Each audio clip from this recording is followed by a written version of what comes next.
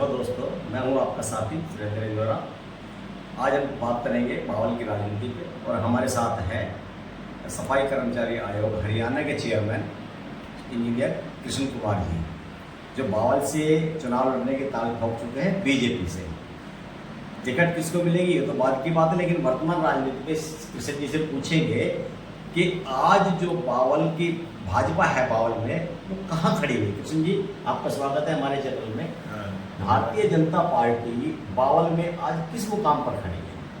Bharatiya Janata party बहुत अच्छे मुकाम पे है। जैसे कि आपने पूछा कि भारतीय जनता पार्टी बहुत विशक्ति बड़ी पार्टी है और ये कैडर बेस्ड पार्टी है। इसमें जो लोग हैं, जैसे हमारे को मेरा टास्क दिया जाता है, वर्कर को हर वर्कर को अपना टास्क दिया जाता है, हर मंत्री को अपना टास्क दिया जाता है।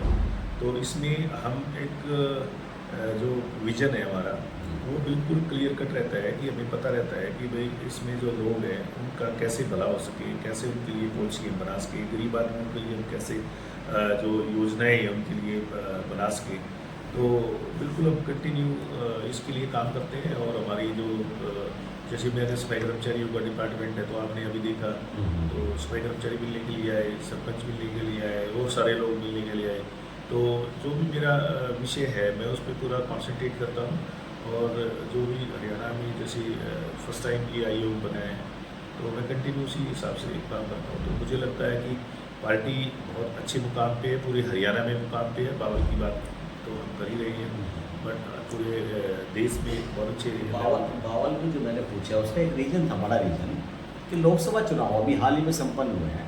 कांग्रेस का प्रदर्शन भी बेहतर है, इसको मानना पड़ेगा। 5 सीटें आई है, 0 से 5 पे आई है। बावल में पिछले बार जो लोकसभा का जो चुनाव हुआ उसमें राव इंद्रजीत सिंह जो है 95,000 की लीड उन्होंने हासिल की। इस बार घट के 40 का आंकड़ा भी पार नहीं कर पाई। इसलिए मैंने पूछा कि किस मुकाम पर खड़ी है पार्टी अपनी, इतना वोट जो परसेंटेज वोट डाउन हुआ है उसका रीजन क्या है?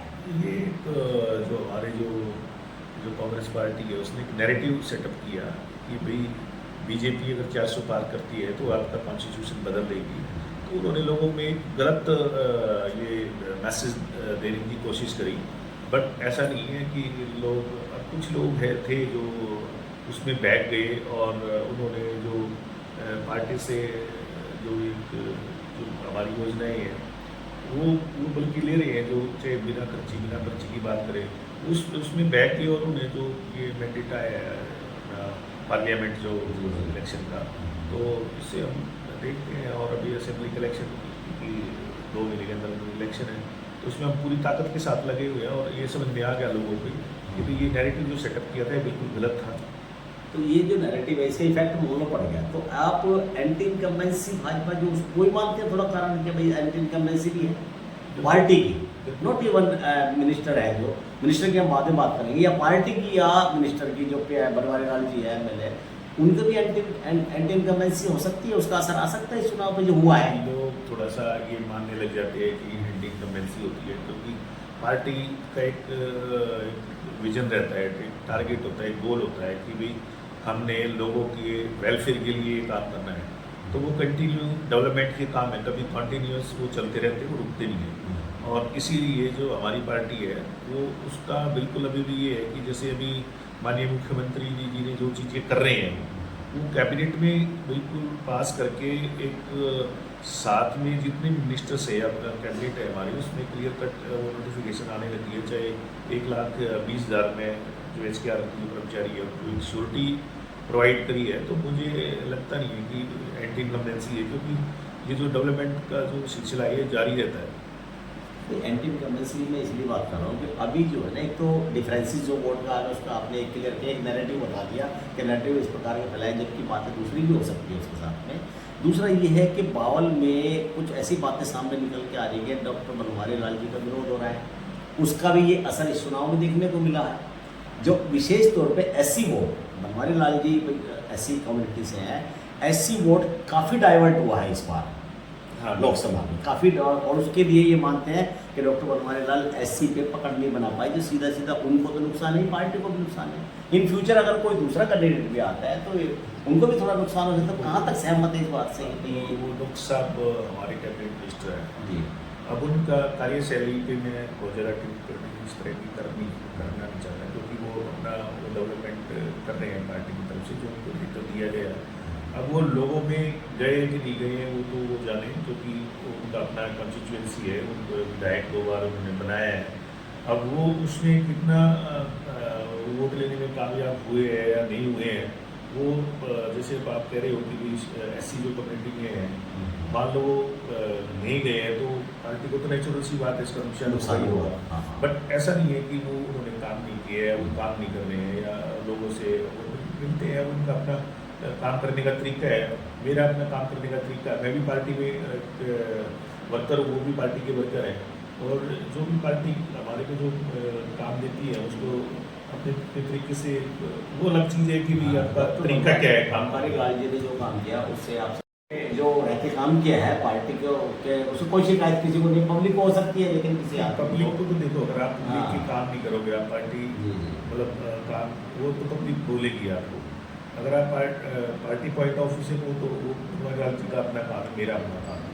मैं ये बिल्कुल उसमें उनकी भी उनका अपना क्या काम किया हो, तो लोगों ने जो आपसे बोला है, जो आपसे बात कर रहे हैं, उन्होंने काम किए है और डेवलपमेंट को करा रहे हैं। जी जी। जो भी डिपार्टमेंट उनको दिया है उसमें उन्होंने डेवलपमेंट कराया है।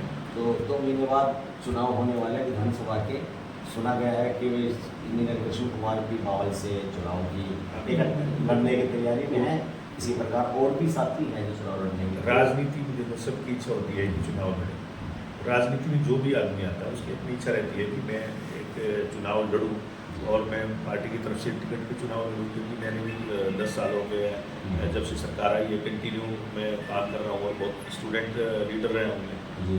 तो इंजीनियरिंग में मैं जब चीज़ें थी, मैं स्टूडेंट लीडर रहा हूँ, तब भी मैं कॉलेज में ये चीज़ें जो भी प्रॉब्लम होती थी बच्चों को, उसके लिए लड़ाई लड़ता था। तो ये कंटिन्यूस प्रोसेस है, इसमें कोई टिकट के लिए कितने कॉन्फिडेंट है बावल से? टिकट सीटिंग MLA है वो बैठे हैं बनवारी गांधी। टिकट के लिए तो क्या है कि हर आदमी जब उसको लगता है कि भाई आपको टिकट मिलेगी तभी वो मैदान में आता है।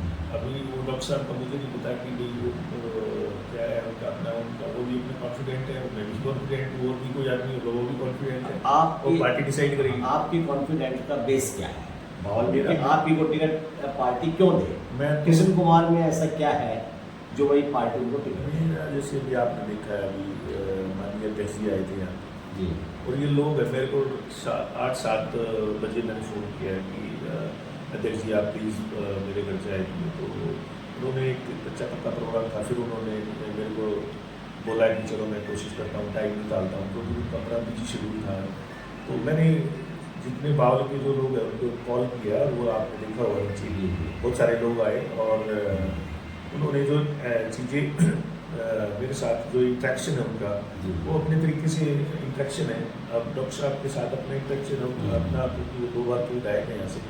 अब मैं उसके बारे में बहुत ज़्यादा मतलब आपको डिटेल में बता नहीं सकता। जी जी। लोग जुड़े हैं तो कितने कितने गांव बावल में आप कर चुके अभी तक कोई लोग से? मैं मैक्सिमम Contact है उसमें। 22 गाँव तो मैं तभी विजिट किए, और चीफ गेस्ट है ना जो संकल्प यात्रा थी हमारी, तो विकसित भारत संकल्प यात्रा में पहले से ही, और फिर मैं कंटिन्यू गांव में जाता रहता हूँ। और पार्लियामेंट में मैं माननीय हमारे जो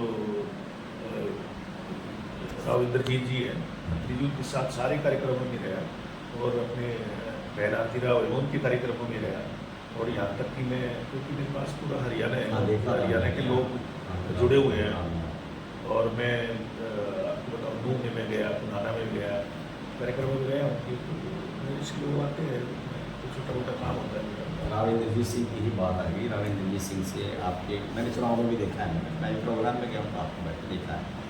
तो राव इंद्रजीत सिंह के किसी प्रकार का आपको कोई एश्योरेंस या टिकट वगैरह की वो है? कभी आपने कोई इस प्रकार की बात की और उनके सामने भी चुनाव लड़ने की इच्छा जताई हो? क्योंकि दक्षिणी हरियाणा में पार्टी ऐसा मान के चला जा रहा है कि राव इंद्रजीत सिंह को पार्टी इम्पोर्टेंस देगी कि भाई आप टिकट अपने जो जनाधार वाले व्यक्ति हैं, नेता है, उनको आप टिकट दिला सकते। वो देखो, वो एक कद्दावर नेता है, उसमें जी। शक नहीं, बड़े कद के नेता है वो।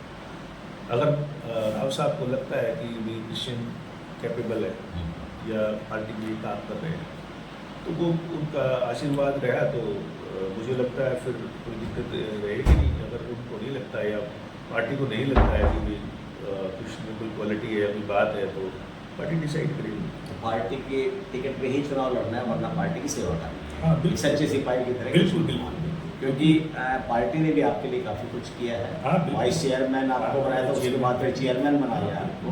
तो आप मैं निष्ठा जो है जब टिकट ना भी मिली तो फिर एक जो भी आज मेहनत करेंगे सिर्फ। जो आज मैं हूँ पार्टी की वजह से, और जो भी कंटिन्यू 2018 वाइस चेयरमैन बना, फिर अभी चेयरमैन बना पार्टी के लिए पूरी तरह से ताकत के साथ काम करूँगा। तो आपने सुना भी कृष्ण कुमार जी ने कहा है कि चुनाव तो लड़ना चाहते हैं, लेकिन अगर पार्टी देगी टिकट देगी तो, अदरवाइज अगर पार्टी ने टिकट नहीं दिया तो वो जो भी कैंडिडेट होगा उनकी मदद करेंगे। पार्टी के लिए काम किया, पार्टी के लिए ही काम करते रहेंगे, वो पार्टी के सच्चे सिपाही है। और भविष्य के में भी पार्टी जिस प्रकार की जिम्मेवारी सौंपेगी वो उन्हें पूरी तरह से निभाएंगे। राव इंद्रजीत सिंह का भी उन पर पूरी तरह आशीर्वाद है, लेकिन कभी इस प्रकार का एश्योरेंस नहीं मिला। इनका कहना है कि अगर राव इंद्रजीत सिंह ये समझते हैं कृष्ण कुमार कैपेबल है कि उनको चुनाव लड़ना चाहिए और उनका आशीर्वाद मिलता तो अच्छी बात है। आज के लिए सिर्फ इतना ही, फिर हम बात करेंगे किसी और। धन्यवाद।